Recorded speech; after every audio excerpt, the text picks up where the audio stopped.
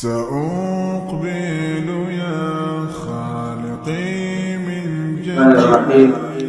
الحمد لله رب العالمين، والصلاة والسلام على أشرف الأنبياء والمرسلين، أما بعد. باب فضل صوم المحرم وشعبان والأشهر الحرم. کتاب رياض الصالحین 250 نمبر باب دی. باب د په باره د دې کې چې د محرم د میاشتې او د شعبان د میاشتې او د کال د هغې عزتمندو څلورو میاشتو هغې کې روجې نیولو فضیلت او دغه شان د غوره بیانېږي. اول نمبر حدیث دی چې عن أبي هريرة رضي الله عنه قال قال رسول الله صلى الله عليه وسلم. ابو هريره روایت تداوی چې رسول الله صلی الله علیه وسلم فرمایلی دي: افضل الصيام بعد رمضان شهر الله المحرم. د رمضان د میاشتې نه وروسته بهترین روزې او غوره روزې شهر الله المحرم، د محرم د میاشتې روزې دي.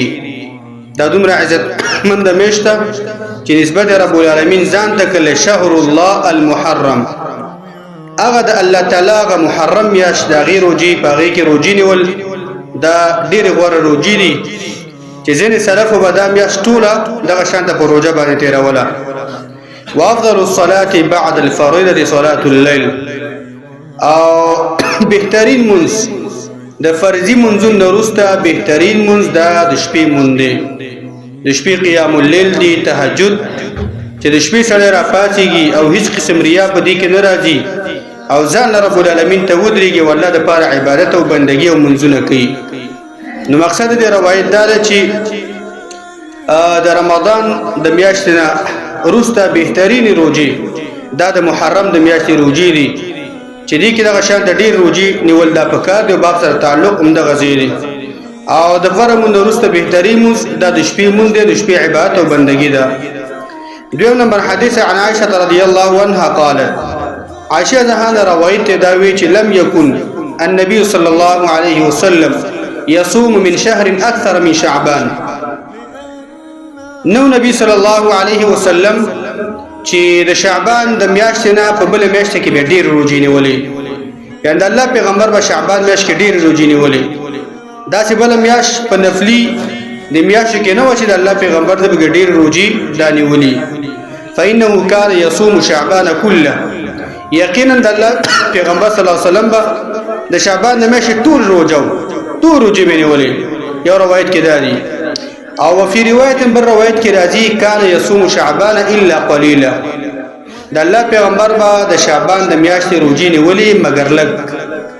لږ به د الله پیغمبر لږ ورځې به د الله پیغمبر به کې روژه نه و، نور به د شعبان د میاشتې روزې دا ډېرې نیولې. مخکې دغه شان ته یو باب تېر شو، په هغې کې دا مسله ذکر وه چې شعبان د نیمایي نه وروسته نبي وسلم منع کړله چې یو سړی دی د شعبان د نیمایي د 15 نه خوا د یو سړی روژه ونیس، مؤمن مسلمان. د هغې نه الله پیغمبر منع کړله او دې به زړه ته دا ذکر شو چې د الله پیغمبر به شعبان میاشت ټوله روژه یا به ډېرې به کې نیولې لږ به یې نه نیولې. نو دې دواړو حدیثونو منځ کې هیڅ قسم تناقض نشته. هغې کې نصف ذکر و، نیمایي د شعبان نه وروسته روژې نیول. مقصد دا یو سړي ته دا پکار نه ده چې میاشت شعبان د نیمایي ته ورسېږي او هغه د بیا د روژو اراده وکړي او روژې دې نیسي. د دې روایت نه مقصد دا دی که یو سړی مؤمن مسلمان د شعبان د اول نه روژه نیسي بیا دې پکې ونیسي، بیا دې پکې نیمایي پکې ونیسي، نور دې دغه شان ته ونیسي، کولی شي د هغې دپاره جواز صورت دا شته دی. خو چې شعبان د اول نه روژې شروع کړي دې لپاره بیا جایز دي. د قسم دغه شان ته هغه حرج په دې کې نشته دی. دیو نمبر حدیث عن مجیبة الباهلي باهلیه عن ابیها او عمها. مجیبة الباهلی روایت کوي دراوی شک دی چې یا د خپل پلار نه روایت کوي او یا د خپل تر نه روایت کوي. انه اتى رسول الله صلى الله عليه وسلم ثم انطلق فاتاه بعد سنه. یقینا دا نبی صلی الله علیه وسلم تراغه او بیا د الله د پیغمبر را واپس شو او د الله پیغمبر ته بیرته یو کال پس بیا د الله پیغمبر تراغه. وقد تغيرت حاله وهيئته نو د الله پیغمبر ته چې کال پس راغی نو دغه شان د حالت او دغه شکل تغییر کړو بدل شو خراب شو فقال يا رسول الله اما تعرفني نو د الله پیغمبر ته ویل د الله پیغمبر آیت زونه پیجندم یعنی دې حالت کو د الله پیغمبر سي سلمشي وکړو هر کله سره وکړو چې یعنی شناخت وسر نه لرو د الله پیغمبر نه پیجندو نو دې د الله پیغمبر زه تاونه پیجندم ما نه پیجنې قال د الله پیغمبر ته من انت تسوکي ما ونه پیجندلې قال دې موجبه الباهليه وتویلا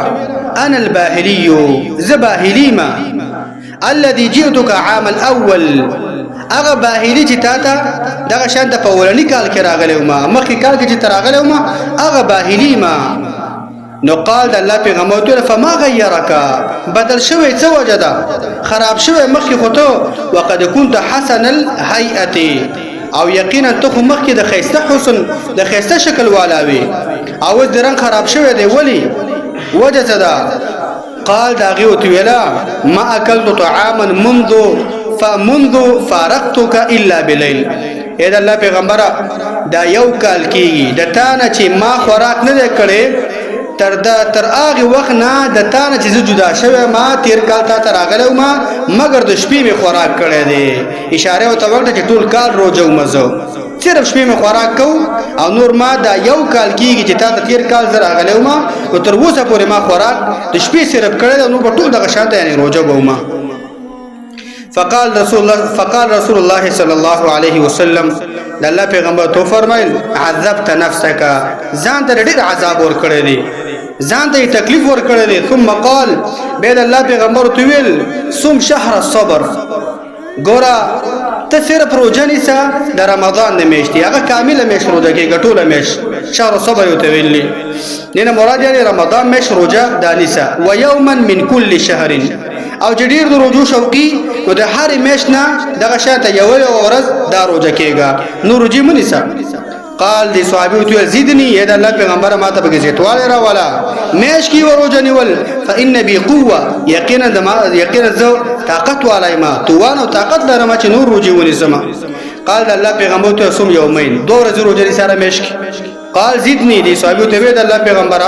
ما ته نورم زیتواله را ولا دو ورځې روزي په میش کی زبر روزي طاقت لرم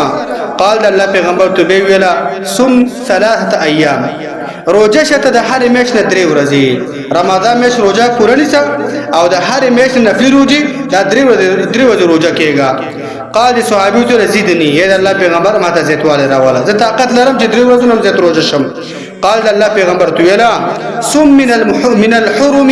واترك ګوره میاشت رمضان روزه خو ته ویل چې دا به مکمل نسی سم من الحرم واترك ترې کار کوا چې د محرم د میاشتو هغه روزي نیسه واترك او به روزي منیسه نور میاشتو کې به منیسه سم من الحرم واترك سم من الحرم واترك دغه د محرم د میاشتو کم چې دا عزتمن میاشت دي چې ذوالقعده دغه شان د ذوالحجه د محرم د بشریت کې دغه شان د رجب دی د میاشتو کې روزي نیسه او دغه شان د نور به پرېدا وقال الله پیغمبر تعالی باصابعه الثلاث فضمها يعني د الله پیغمبر رسول الله دغه شانته په دې دریو ګوتو د اشاره او دا یو ځکه د قدرې میاشو کې دغه شانته دغه میاشو کې دریو ضرورت دا روزه کېږي ثم ارسلها او به دغه شان دغه به روزه څخه هغه نور به پرېدا څه معنا مقصد دا دی چې